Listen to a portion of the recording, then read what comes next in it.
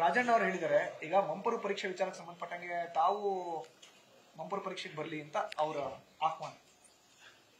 ಅಂತೂ ರಾಜಣ್ಣ ಅವರು ಒಪ್ಕೊಂಡ್ರಲ್ಲ, ಅದು ಬಹಳ ಸಂತೋಷದ ವಿಷಯ.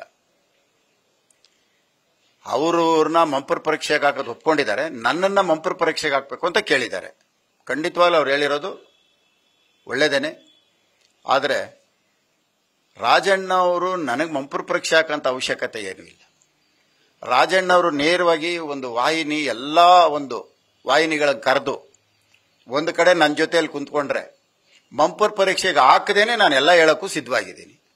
ನನಗೆ ಮಂಪರ್ ಪರೀಕ್ಷೆ ಅವಶ್ಯಕತೆ ಇಲ್ಲ.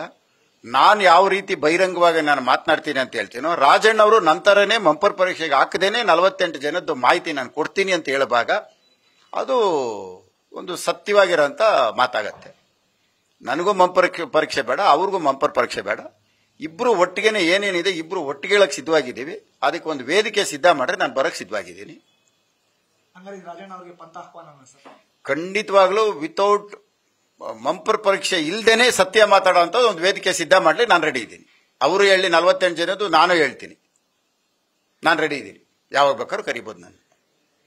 ಇದಕ್ಕೆ ಸಾಕ್ಷಿಗಳಾಗಿ ಏನಾದ್ರು ಬೇಕು ಅಂದ್ರೆ ಕಾಂಗ್ರೆಸ್ ಪಕ್ಷದಲ್ಲಿ ಚೀಫ್ ವಿಪ್ ಆಗಿದಾರಲ್ಲ ಪಟನ್ ಶೆಟ್ಟಿ ಅವರು, ಅವ್ರನ್ನ ನಾವು PM ಅಶೋಕ್ ಅಂತ ಕರೆಯೋದು.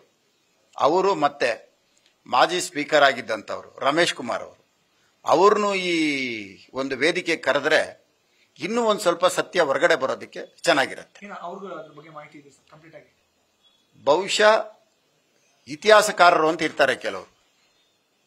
ಇವಾಗ ವಿಜಯನಗರ ಸಾಮ್ರಾಜ್ಯದ ಇತಿಹಾಸ ಅದನ್ನ ಹೇಳಬೇಕು ಅಂದ್ರೆ ಅದಕ್ಕೊಬ್ಬರು ಇತಿಹಾಸಕಾರ ಅವತ್ತು ಬರೆದಿರೋಂಥ ಪುಸ್ತಕಗಳನ್ನ ನಾವು ಓದ್ತೀವಿ. ಇತಿಹಾಸಕಾರ ಯಾರನ್ನ ಇದ್ರೆ ಅದರಲ್ಲಿ ಮೊದಲನೇಗರು ಯಾರು ಇರ್ತಾರೆ ಅಂದ್ರೆ ಅದು ರಮೇಶ್ ಕುಮಾರ್ ಅವರು ಇರ್ತಾರೆ. ಅದಕ್ಕೆ ಅವ್ರನ್ನು ಬರ್ರಿ ಅಂತ ನಾನು ಕರೀತಾರೆ.